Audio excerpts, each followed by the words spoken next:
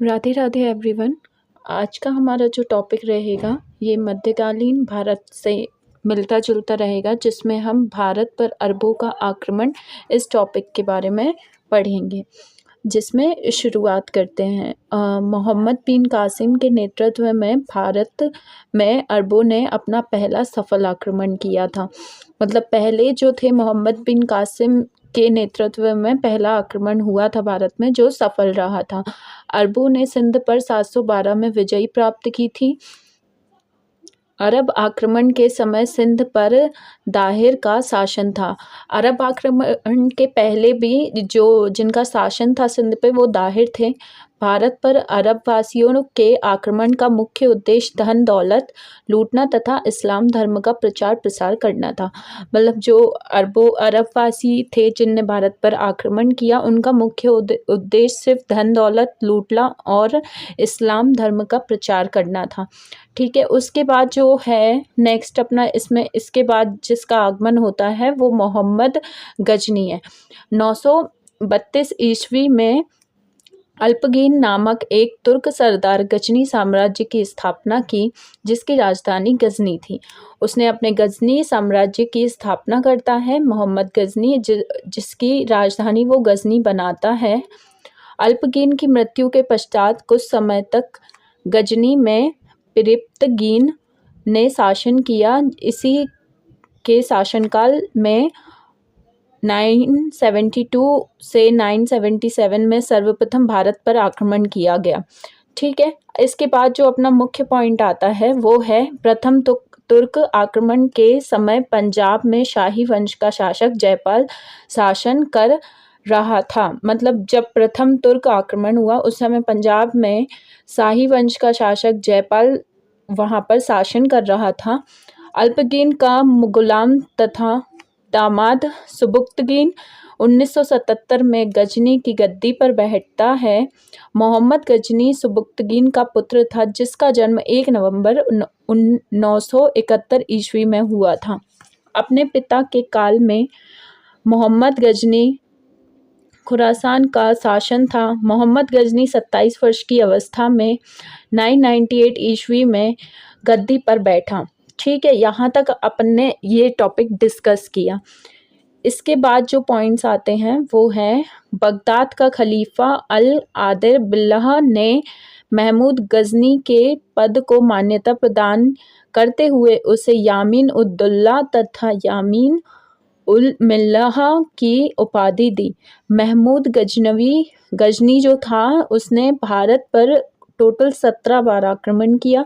महमूद के भारतीय आक्रमण का वास्तविक उद्देश्य धन की प्राप्ति था, जैसा कि हमने पहले पढ़ा। महमूद गजनवी एक मूर्ति भंजक आक्रमणकारी था। मतलब जो भी मूर्ति होती थी उसे वो फोड़ देता था, मतलब तोड़ देता था, इसलिए उसे मूर्ति भंजक भी कहा जाता है।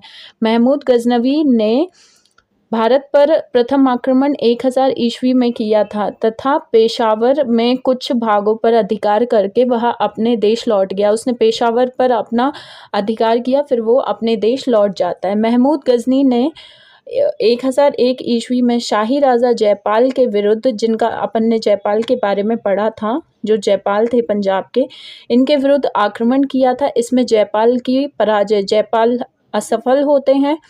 इसके बाद महमूद गजनी का 1008 ईस्वी में नगरकोट के विरुद्ध हमले को मूर्तिवाद के विरुद्ध पहली महत्वपूर्ण जीत बताई जाती है। इसकी जो पहली महत्वपूर्ण जीत होती है वो नगरकोट में होती है 1008 ईस्वी में। नेक्स्ट पॉइंट जो है अपना, महमूद गजनी ने थानेसर के चक्र स्वामीन की कांस्य निर्मित आदम कद प्रतिमा को गजनी भेजकर रंगभूमि में रखवाया। वो मूर्ति को भिजवा देता है। इसके बाद महमूद गजनी का सबसे चर्चित आक्रमण 1025 ईस्वी में सोमनाथ मंदिर सौराष्ट्र पर हुआ। इस मंदिर की लूट में उसने करीब 20 लाख दिनार की संपत्ति हाथ लगी। सोमनाथ की रक्षा में सहायता करने के कारण अलीवाड़ा के शासक पर महमूद ने आक्रमण किया। सोमनाथ मंदिर लूट कर ले जाने के क्रम में महमूद पर जाटों ने आक्रमण किया था और कुछ संपत्ति लूट ली थी। मतलब जो महमूद गजनी है उन्हें उनका जो प्रमुख आक्रमण कहा जाता है वो है 1025 ईस्वी में, जो उनने सोमनाथ मंदिर में जो आक्रमण किया था वो इसमें महत्वपूर्ण है, जिसमें 20 लाख की दिनार की संपत्ति उसके हाथ लगी थी। ये जो पॉइंट्स हैं ये मध्यकालीन भारत के इम्पोर्टेंट पॉइंट्स हैं, जिसमें अरब का आगमन पड़ा अपन ने। इसके बाद महमूद गजनवी ने जो आक्रमण किए, जिसमें टोटल 17 बार आक्रमण किए, जिसमें प्रमुख सोमनाथ सौराष्ट्र का आक्रमण है। इसके बारे में आज ये डिस्कस किया अपन ने।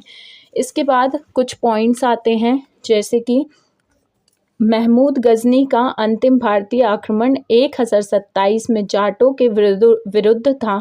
महमूद गजनी की मृत्यु 1030 ईस्वी में हो गई थी। महमूद गजनी का जो लास्ट वाला जो आक्रमण था आखिरी, वो 1027 ईस्वी में था, जाटों के विरुद्ध किया था। महमूद गजनी की मृत्यु 1030 ईस्वी में हो गई थी। ठीक है।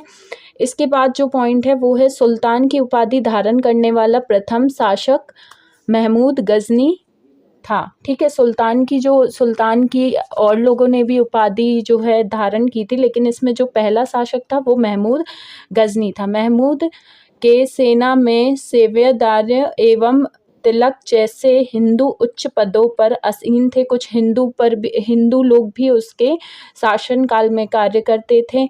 अलबरूनी, फिरदोशी, उल्बी और फारूकी महमूद गजनी के दरबार में रहते थे। ये तीनों जो मुख्य हैं, जिसमें से ये चारों जो हैं सेनापति थे। ठीक है। यहाँ तक हमने जितना भी पढ़ा ये था महमूद गजनी के बारे में, जो भी उसने आक्रमण किए और जो भी उसने जितनी भी धनराशि है उसे लिया, इसके बारे में था। नेक्स्ट जो हमारा पॉइंट है वो है मोहम्मद गौरी के बारे में, जो हम नेक्स्ट वीडियो में डिस्कस करेंगे। Thank you for watching. Please subscribe and like my channel. धन्यवाद।